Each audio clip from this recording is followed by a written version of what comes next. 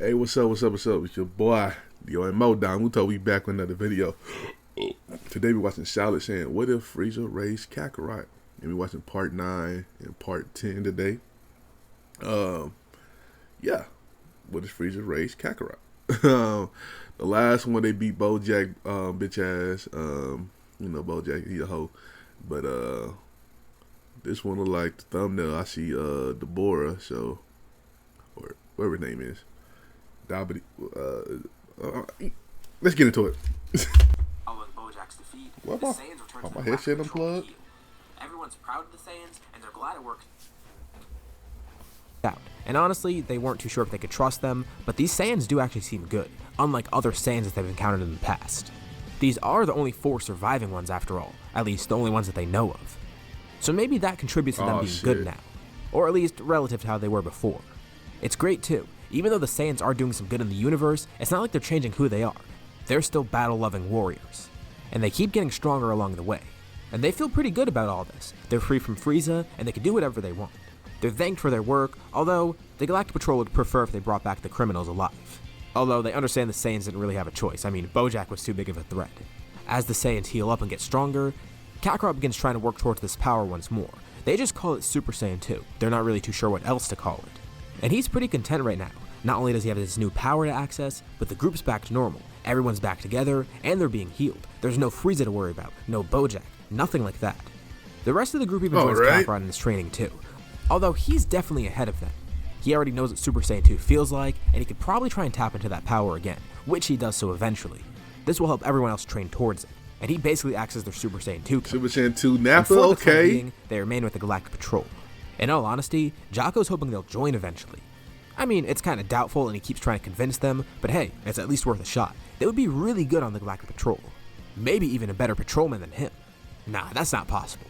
But really though, they're pretty fond of the Saiyans now. They stopped one of the biggest threats ever to the Galactic Patrol. They couldn't handle Bojack and his crew alone, so the Saiyans are basically getting MVP treatment. By now, the Saiyans have long abandoned their use of scouters. They sometimes use it for contact purposes, but in terms of power sensing, they don't use it anymore. Although, they noticed one day that their scouter's beeping, which is weird. Someone's trying to contact them, but who has a way of contacting them? No one uses scouters anymore, so who even has one to contact them with? And then they remember, wait, they left one on Earth in case the Earthlings needed it. And sure enough, once they hop on the scouter, Krillin's on the other end of the line. They're expecting some bad news, but it's just something weird that Krillin noticed. He says hi to them and explains the situation. There's some weird spaceship that showed up on Earth, and he's not too sure what it is. Is it something good, or is it bad? He doesn't know, but he sends them a video feed of it. He wonders if the Saiyans know anything about it, with them being aliens and all. And they don't actually recognize this ship. Krillin was just flying by one day, and he happened to notice it. And thankfully, it doesn't seem like anyone aboard that ship noticed him, in the event that they're actually a threat. So, they decide to show Jocko, as well as some other patrolmen. And after doing some research on it, they find out something pretty terrifying. It actually belongs to Bobbity, an evil wizard that's probably trying to revive Majin Buu. They've known about Bibbidi and Buu, but now Bobbity's here, so they assume he's trying to do the same thing with Buu. Obviously, the Saiyans and Krillin don't know who that is. And Jocko's not too knowledgeable on it either, but he knows that it's probably bad news if it's in the Galactic Patrol's files. They're going to look into it more, but in the meantime, they're also going to head to Earth. So they tell Krillin to just wait it out for now. And don't do anything with the ship. They hang up, and Krillin's actually kind of nervous now. Oh no, this might actually be a big issue. He doesn't know what to do now. It's a good thing that the ship didn't notice him yet. At least, he assumes so. He just happened to fly by it. And he's already told Roshi and Tenshinhan about it. So, he returns to Kame House and meets up with them. Whatever this is, it must be bad news. He fills the other two in on what happened, and tells them the Saiyans are coming along with some people called the Galactic Patrol. Of course, neither of them know what the Galactic Patrol is, but it sounds like some pretty big organization, and they know this is probably some big deal. Although it's probably not a good idea to panic either, even if this is a big deal. Again, the Galactic Patrol is going to help them, as well as the Saiyans. Suddenly, Tenshinhan senses something nearby. It's Kami. Why is he here? He walks into the house and greets everyone, and he tells them there's some visitors on Earth that are going to arrive soon. He was able to detect some godly presence, and they're probably about to arrive at the house any moment. And these two presences are way higher up than from where Kami is. He's just as nervous as them, but he just wanted to give them a heads up. Krillin's only getting more and more anxious. They must have stumbled upon something big, and he doesn't really want to deal with it. This threat seems way bigger than them if gods are getting involved. And alien police from across the universe. Two people arrive at Kame House, and Kami kneels as he greets them. It's the Supreme Kai and his attendant. The humans have no idea what's going on since this all happened so fast, so they just kneel too, expecting this to be some big deal. They tell everyone not to worry. They're here to help, and they're gods. Shin could tell they're worried because he could read their minds. But they explain what's happening and what ship they found. They've been watching over Earth for a while, and knew that Babidi was going to show up eventually. They then sensed a bunch of energies heading towards Earth, which was the Galactic Patrol, and they realized that something must have been going on. They wanted to make sure Earth was okay, and it turns out they stumbled upon Babidi's ship. And they asked the humans about anything they know. Krillin tells them the location of it and the ship that he found, and they confirm that it definitely is Babidi indeed. Of course, they have no idea who Babidi is or why he's here, so Shin explains. They would go and stop him right now, but that might be an issue. He does have Dabura there, an incredibly strong minion of his. Even if all the humans jumped in to help, and if the gods fought too, it might be a little bit too risky, so it's a good thing they called the Galactic Patrol here. Krillin says it should be okay. The Galactic Patrol has some Saiyans with them, and this actually surprises Shin. Wait, Saiyans? They're still alive? Oh, he knows what Krillin must be talking about. He knew of some Saiyans that killed Frieza, the apparent last survivors of the Saiyan race. It must be those guys, and if they killed Frieza, maybe they're good guys. It still is a bit nerve-wracking to have Saiyans come here, but Krillin says that they're good guys. He's met them before, as well as Tenshinhan and Roshi. Kami confirms this too. He watched over the entire time they were here, and he knows they're not bad guys. Sure, in a former life they were, but it seems they've turned a new leaf. Whatever this Babidi, Dabura, and Boo threat is, the Earthlings, the Saiyans, and the Galactic Patrol will stop it. Some time passes and eventually some ships land on Earth. It's a couple Galactic Patrol soldiers, including Jaco, and another one has the Saiyans aboard. Krillin, Tenshinhan, and Roshi are glad to see them again. It's a good thing they answered the call. They weren't sure if that scouter thing was going to work. The Galactic Patrol also meets Shin and Kibito, with the Saiyans equally as surprised to see these gods here. They weren't even aware of the god hierarchy being this high, but these two must be a pretty big deal. Shin tells them this is good. Not only did they find Babidi, but they're going to stop him preemptively. He's probably not even prepared yet. He was most likely laying low to try and strike later. But since Krillin happened to stumble upon them early on, this is good. They'll be able to stop him and they'll probably prevent Majin Buu's revival. Although there is one issue. It seems they have too many people trying to fight. They can't have that many people going over there because that'll just mean more energy for Babidi to steal. Yeah, that's the thing. He steals people's energy and he's going to use that to revive Buu. And with that many people there trying to fight him, it's just going to make things worse if anything. It's best to only bring their strongest fighters. They could regulate their power better, and they'll be able to defeat Babidi and Dabura faster. The patrolmen on Earth decide to head back into space, orbiting around Earth. Even if they can't be here, they're going to make sure everything goes okay. Although Jaco does stay with the Saiyans. Kami also stepped up to formally introduce himself to everyone again. He wanted to personally thank them for helping out Earth. And the Saiyans realize who this is. He's a Namekian. He is the one who created the Dragon Balls here. They never really got to formally thank him either, specifically Kakarot. Without Kami having created the Dragon Balls, Raditz would be dead, and likely all the other Saiyans. And with them being dead, Frieza would be around destroying the universe. Maybe even cooler. They'll tell Krillin and the other humans about that later. But now, they're prepared to fight Babidi's group. They fly over to the ship, trying to lay low as they watch from nearby. And this time, they actually see someone outside of the ship. And Shin says this is a bad sign. The person standing outside is Dabura, which means they probably know people are watching them.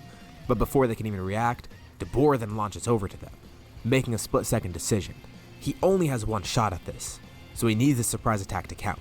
And thankfully he's already picked out the strongest fighter there. Being able to sense his energy, he can tell that Kakarot's the strongest. He uses this opportunity to spit on him, and the group then watches in horror as Kakarot turns into stone. Dabura had only one shot at this. Now that he used this technique, everyone knows they need to avoid it, although he did get the strongest person turned into stone, so this is really going to help them. Shin tells them there's only one way to restore Kakarot. He can be restored, but it's going to be pretty hard. They need to kill Dabura. But they also need to remember, they can't give off too much energy. If they do, Majin Buu might be revived. He also has another piece of good intel. Dabura is their strongest fighter. Everyone else is pretty weak in comparison. Babidi himself is a strong magician, but physically he's pretty weak, and his other minions seem weak as well. That decides it then. The humans fly towards the ship to take care of Babidi's other minions, while the Saiyans remain here to fight Dabura. Dabura is pretty amused. Not only are Shin and Kibito here, but 3 Saiyans. They called in this many people just to fight him. And it seems their strongest has been turned to stone. He's feeling confident. He has the advantage right now, or so it seems. Vegeta, Nappa, and Raditz all power up into Super Saiyan, amazing Shin and Kibito. And those two don't just stand by either. They jump into the battle too.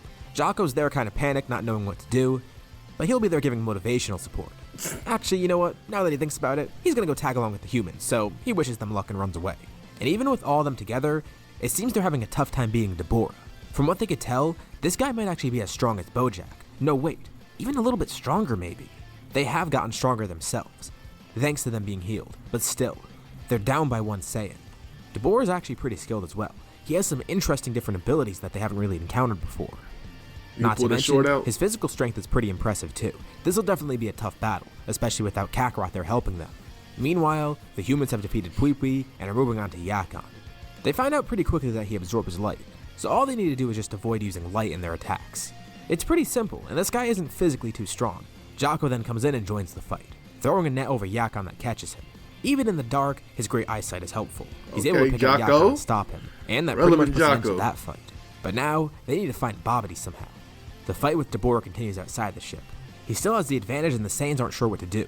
They have dealt some damage to him, but he's not even really focused on the Saiyans. He's trying to kill the Kais first, and they realize that they actually have to protect those two. They're not as strong as they seem. They're still powerful, but not as powerful as them. And that just complicates things even further. Not only are they trying to fight this guy, but they're trying to bodyguard the Kais. Never mind. Dabura chuckles and begins taunting them. They really think they're going to save their friend by killing him. There's no way these people are going to kill him. It's kind of funny. They seem so set on saving that other guy from his stone prison. Why not mess with them a bit? Dabura turns to the statue of Kakarot. He lifts up a single hand and charges a powerful blast. He'll just kill this guy so he doesn't have to worry about him later. The group tries to stop him, but it's too late. Dabura launches the blast, and everyone rushes over, but they're not quick enough. Except for one person. As they fly over to stop the blast, Raditz suddenly gets a huge increase in speed, rocketing past everyone, okay, Raditz, the blast and defending against it. He does take a direct hit from it, and Dabura chuckles. There's no way he could have survived that. But his smirk drops. He sees Raditz standing there, still alive, a bit injured, but also looking a bit different. As he stands in front of the statue of his brother, everyone looks on. His hair is spikier. He has sparks of electricity around him. This is the same thing that Kakarot was using before. Raditz has unlocked Super Saiyan 2, and he's pissed. Immediately he faces Dabura one-on-one, with the rest of the group joining in. Raditz isn't playing around either. He's going to stop this right away. Dabura receives a powerful knee to his gut, with Raditz then elbowing him on the head, jumping over Dabura and then pummeling him into the ground. In each hand he charges 2 purple beams, launching his signature weekend attack at him. The rest of the group joins in with their own blast, trying to help Raditz. And just like that, Dabura is defeated. Kakarot returns back to normal, asking what happened. But they'll explain later. Dabura is defeated, and now all they need to do is help the humans find Babidi. They jump into the ship, flying past the first floor, seeing the remains of Pui. They descend lower and fly past Yakon, who's still in his cage. They descend lower and lower into the ship, and eventually find Babidi. He's surrounded by a giant barrier, and the humans and Jocko are trying to get to him. But Babidi keeps creating barriers. They're not able to break them or attack Babidi. And to everyone's surprise, the Saiyans then burst in. And without even thinking, Nappa runs over to Babidi with the Bomber DX charge in his hand, throwing it at the wizard, breaking all the shields and killing him. Thankfully, Babidi didn't even have nearly enough energy to revive Boo. So not only did they stop Babidi's crew, but they stopped Boo from being revived. Alright, future Trunks. Saiyans, Kais, and Jocko. They're all welcome to stay here if they want. Even better, as a reward, why not throw a feast? The Saiyans do love to eat after all, and during this feast, they all catch up. The Saiyans tell the Earthlings about what's happened so far, telling them about Frieza, Cooler, and Bojack, and how they ended up joining the Galactic Patrol, at least temporarily. Although, they're still considering if they should stay or not. I mean, it might be nice. It'll be a new job, it'll be kind of like their old one, except they'll be doing good in the universe instead of bad. And they'll still constantly be able to fight, getting stronger along the way. With Kakarot saying all this, Krillin actually encourages them. He says maybe they should do it. It seems like it's something they like, and they've already done a lot of good stuff with it. Not to mention it comes with a lot of cool perks. It's interesting. Despite all the changes here, they still become friends somehow, Kakarot and Krillin. As for Majin Buu's egg, Shin and Kibito dispose of it, taking it back to their planet to try and make sure it's safe. And it seems that all the threats in the universe are gone now. Well, for the time being. Of course, this isn't where the story ends. Even with Frieza, Cooler, Bojack, and Boo gone, this isn't even close to the last time that we'll see Kakarot and his group. For the time being, they return back to the Galactic Patrol. And interestingly enough, it seems they actually have some new recruits. Besides just the Saiyans, there's other people joining. Jocko says they've had some pretty strong people join, specifically one who is really strong. He tells the Saiyans they'll definitely enjoy their time here. And they're excited to meet this new strong recruit, as well as whatever else the Galactic Patrol has in store for them. And with that, we'll leave off. As discussed last time, it's a pretty good job for them. First of all, they actually have a place to stay and don't need to just be wanderers. Plus, they get their own ships, which is pretty cool. But the best part of all, they're still going to be fighting. Hopefully they do encounter strong people still. And when they do, they'll be doing good in the universe, pretty much helping reverse everything that Frieza's done, and then some on top of that. It's a win-win-win for them. And even when they're not out doing stuff, they're still training together, with better training facilities and the ability to actually heal themselves afterwards. It's pretty much like a good version of the Frieza Force. With the Saiyans aboard, this helps raise morale for the rest of the Galactic Patrol, as well as getting some other recruits to join. Slowly but surely, it's growing as a force that'll defend justice around the universe. And last time, I mentioned that a new recruit joined. Honestly, Jocko's kinda weirded out by this guy, but he tells the Saiyans that he's still pretty strong regardless, so they'd probably want to meet him. They are all recruits at the same time after all. In all honesty, they don't really expect a strong fighter. Yeah, Jocko's saying he's strong, but in the sense of the Galactic Patrol, strong isn't really that big of a deal. They'd think this at least until they actually meet the new recruit, who's named Maris. He's surprisingly pretty friendly, and not as weird as Jocko made him out to be, although there is something off about him. They can't really tell what though. They do get a bit of a display for his strength, and they're intrigued. This guy actually is pretty strong like Jocko is saying, but they wonder how he got so strong, and he's a bit shifty during conversation and seems a bit mysterious too. Maris is interested in their power as well, specifically Kakarot, who we heard was pretty powerful. I mean, just think about who Kakarot is after all. He's had training from the best of the best. He has training from Frieza, Frieza's army, Vegeta, and the other Saiyans around Vegeta. Not to mention, they even all travel to Earth together and pick up some techniques there. Twice in fact. This is the man who helped defeat Cooler and Frieza, despite all the obstacles in his way. Of course, he couldn't have done it without the other Saiyans, Right. but Maris is mostly interested in him. And Maris has a proposal. He wants to actually train with Kakarot now. Eventually he'll want to test out the other Saiyans' power too, but again, Kakarot's main focus is the strongest fighter. They're unsure of why he wants to do this, and he says simply because he wants to test Kakarot's strength. But really, no one knows his true motives. Maris heard this is one of the strongest mortals in the universe, and he does want to test Kakarot's power, but not for his own training, but as a way to observe mortals on his assignment as a trainee angel. Of course, no one knows his true identity or why he's here, which is why he's acting somewhat awkward now. Kakarot goes along with it, and they head into the patrol's time chamber. And even though Kakarot's training with him, it's not like his suspicions are going away. He's training with Maris solely to figure out what these suspicions mean. Maris is so powerful and something about him is off. Is he a potential spy maybe? Kakarot is just untrusting of most anyways, and that's why he's concerned about Maris specifically. Sure, he is interested in Maris' strength too, but he also wants to figure out who he truly is, how he got so strong, and why he's here. As for the rest of the Saiyans, they just go off on their own for now.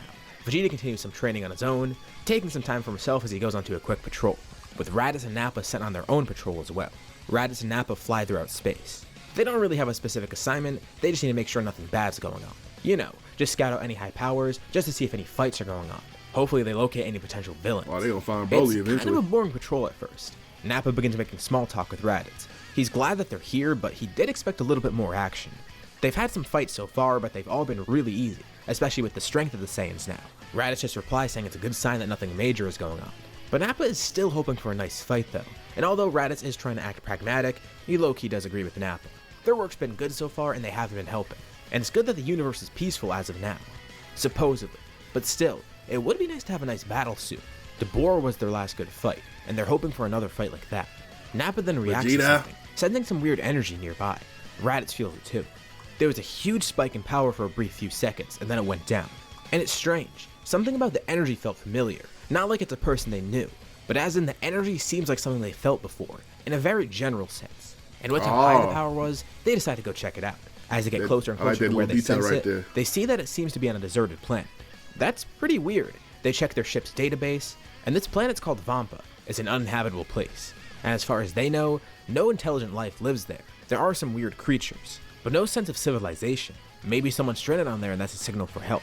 They contact the Galactic Patrol, saying they're landing on this planet. And just like they expected, once they land, all they see is bugs. Giant, gross, disgusting, creepy bugs. Raditz attacks one and it turns into slime. Nappa just jumps back in disgust. That wasn't really necessary, he didn't want to see that. But Raditz tells him to man up. Who cares about a little bug? This definitely wasn't the power that they were sensing before. But right after Raditz shot that bug, they sense two energies heading in their direction. Great. If there are any threats on this planet, now they're alerted that Raditz is here. Raditz reassures Nappa that they'll be fine. First, they see an old man stumbling towards them. He looks bewildered in a way, but as he gets closer to the two of them, his look changes completely. It's almost as if he recognizes them. More so, Nappa at least. Yeah. At first he says nothing, but then he asks, "Are they Saiyans?" Surprised, they answer yes, and then they look down and see that he has a tail as well. This man also looks to be a Saiyan too. He introduces himself. His name's Paragus. He wants to get off this planet. He and his son have been stuck here for a while. And when Nappa hears that name, for some reason it sounds familiar to him. He racks his brain and then remembers. Paragus was a higher up in the army at some point. At least from what he remembers. And Nappa asks him. Paragus confirms this. He recognized Nappa as well, but he didn't say anything. But that means Nappa recognized him, or at least his name. As they sense the other power coming closer and closer, Nappa pulls Raditz aside. This guy might be bad news. Raditz asks why, it's just another Saiyan. But Nappa tells him, long ago he remembers this guy getting sent away for something, or at least he left on his own. He doesn't remember the full details, but as he thinks more and more about it, he remembers. And he tells Raditz, King Vegeta sent away some child, and then Paragus deserted the Saiyans on his own. Their discussion is cut short as someone then lands nearby. It's Broly. After what Nappa told him, Raditz has a bad feeling about this. They try and play it cool at first, and they're about ready to leave, but suddenly, they're attacked by Broly. Paragus wasn't going to waste his opportunity. It's because of Nappa here, another high-class Saiyan that Paragus would likely place blame on.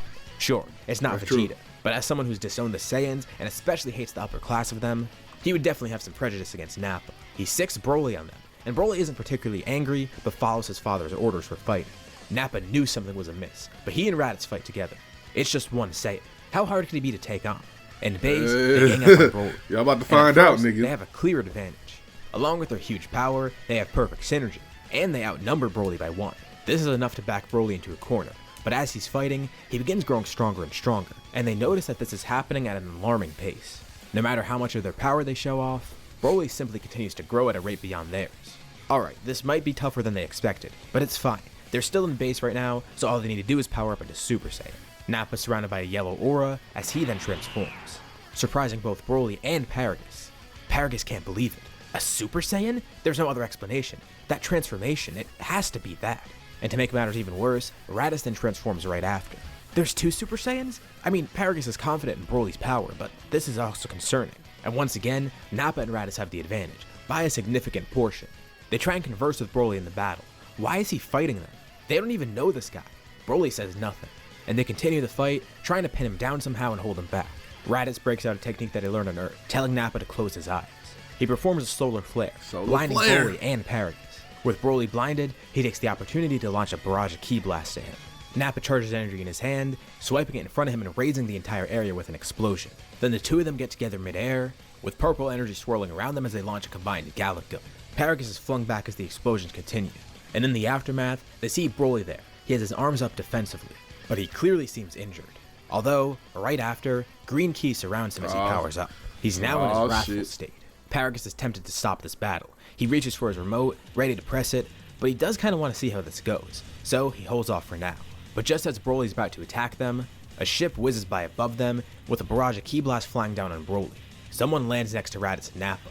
It's Vegeta, and this only reinforces what Paragus was about to do. He's not going to stop Broly. With Vegeta here, he'll let Broly slaughter all of them. He wasn't aware that Vegeta was alive, and even worse, he's a Super Saiyan as well. Vegeta tells him to stop messing around. They've already dealt some damage to Broly, and now they just need to finish it off. Although, he's not sure what kind of power he's using right now. But whatever it is, they'll be sure to stop him. Back at the Galactic Patrol, Kakarot can sense all of this within the time chamber. He and Mayris are having some pretty good training, although Mayris is still hiding something, but they at least know each other a little bit better now. Right. Or at least Kakarot knows the facade that Mayris is putting up. But with all this going on, Kakarot thinks he'll need to save this training for later. Once he gets back, he does want to see Mayris again. But for now, he's going to go help his allies. He thanks Mayris, then boards his ship and departs, hoping that everything's okay. Vegeta offers some pretty big help against Broly, but it's still pretty tough. Broly's getting stronger and stronger as the fight goes on, even forcing everyone to power up into Super Saiyan 2. Thankfully, Vegeta and Nappa were able to unlock this for themselves. But even with all their combined power together, it's still tough. Thankfully though, their concern is washed away as someone else then shows up on the planet. It's Kakarot. He's confused as to what's going on. There's more Saiyans? Vegeta just as confused as him, but Raditz and Nappa say they'll explain later. They just need to subdue this guy somehow. Wait, why not kill him? Again, they'll explain later. Broly is pretty tough and wrathful, but he's fighting 4 Super Saiyan 2s, and remember, this takes place way earlier than the actual Broly movie, right? So he's not as crazy powerful. But like Nappa and Raditz were saying before, they don't want to kill him, they just want to calm him down. From what they could tell, he's not actually a bad guy, he's just following orders from his father. Suddenly during the battle, electricity swirls around Broly. He begins screaming and tugging at the collar around his neck. Paragus uses his remote, and he needs Broly to survive. They look down and see Paragus holding a remote towards him. Is he electrocuting his own son? But why? But it's already too late. Even though Broly's being electrocuted, he is really strong right now, and he just rips the collar right off, flinging it down towards Paragus at immense speed. You can't be doing that, Paragus. It crashes next to him, dangerous, like a meteorite. With Paragus realizing that Broly's too far gone right now, his anger's simply too much, and he even just threatened Paragus. Although, the electrocution did mess Broly up a bit. It makes him a bit groggy, and this gives the Saiyans a chance to subdue him. And to the surprise of everyone, another ship then shows up. Paragus aims his gun up at it and tries to shoot it down, but it's met by an even more powerful gunshot, and a second one then flies down right towards him, electrocuting Paragus and giving him a taste of his own medicine. Maris then lands nearby, with Paragus stunned by this attack. He knew something was amiss when Kakarot headed out, so he decided to come as well. They tell him to capture that Paragus guy, which he does. And he sees the opponent they're facing. It's another Saiyan, and he's massive. He seems completely berserk right now. It seems they're having a tough time, but maybe this is a good chance for them. They're trying to subdue him right now. Maris would love to help, although he can't. Or at least he can't use his full power. But he can distract Broly. Broly breaks free from them, and Maris begins shooting at him while also trying to dodge his attacks. Wait, Maris can't just chop him in the neck? He can't use his full power. Although they're surprised at his performance, and all he's using is a gun. He acts as bait and keeps egging Broly on, as the four Saiyans get together and decide to charge up a combined attack. And they'll use something that Vegeta thought of. Although with the four of them together, they might actually need to hold us back a bit in case they accidentally kill Broly. The four Saiyans line up in formation, all in Super Saiyan 2. Giant bolts of electricity strike down around them, with a brilliant yellow light emanating from them. Maris continues distracting Broly, trying to get him into position. He jumps up to Broly, kicking him in the stomach, and using this kick to propel himself away. It briefly stuns Broly midair, but then he sees the light around him. He turns around and it's already too late. The four Saiyans yell Final Flash, with it being a direct hit on Broly, completely stopping him in his tracks. The quad Final Flash is massive, and it's just what they needed. As they stop firing, they see Broly laying there on the ground, back in his base form, and unconscious. That was a really close call, but at least they got that battle that they wanted. Paragus is restrained nearby, and the four of them walk up to him. Vegeta looks down on him, taking the remote away from him. How pathetic. He was using this to control his son and brainwash him. And with Broly not having the collar anymore, it looks like that dream's gone. He crushes the remote in front of Paragus' eyes, and says he hopes Paragus enjoys the Galactic Patrol's prison. Abuse, assault, attempted murder, brainwashing, and conspiracy. This guy's a true villain. They thank Maris for his help, and he takes Paragus away as they handle Broly. They want to figure out why he attacked them. They know it had something to do with Paragus, but they want to question Broly themselves. Just in case he rages out again once he wakes up, they stay here for the time being. Broly eventually regains consciousness, and he seems mellowed out. But then he sees the Saiyan standing in front of him, and he's taken him back, instinctively jumping back out of fear. They tell him they're not going to fight again, they just want to know more about him. And Broly begins talking. They come to learn that Broly isn't that guy. He's just been conditioned this way. Even with everything that happened, he still seems to admire Paragus. They could tell that Paragus was definitely just taking advantage of him.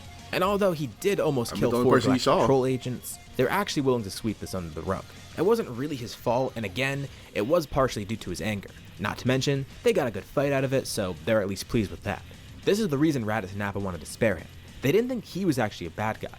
It seemed he was just being controlled by Paragus somehow. But more importantly, they see potential in him. He's strong, really strong.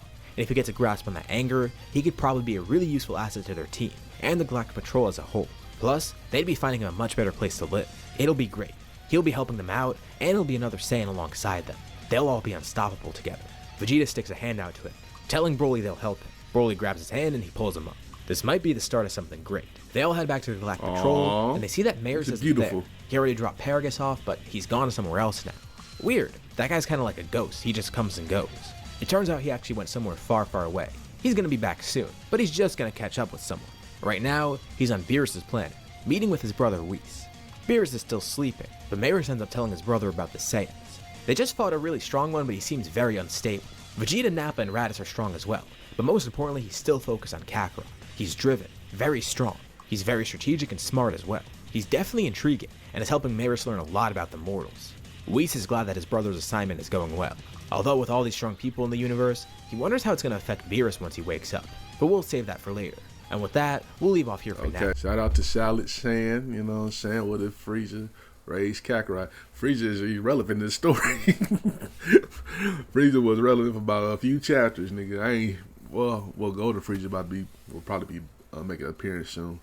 Or is he? Maybe. I don't know. Maybe. Yeah, that's Frieza's the most irrelevant character in this fucking story. It's all about Kakarot. But anyway, yeah, these was a good couple of chapters, man. Shout out to Salad Saiyan once again. Make sure you check out the last chapters right here. Check out another, video right here, and I'll catch y'all next time, man. Peace.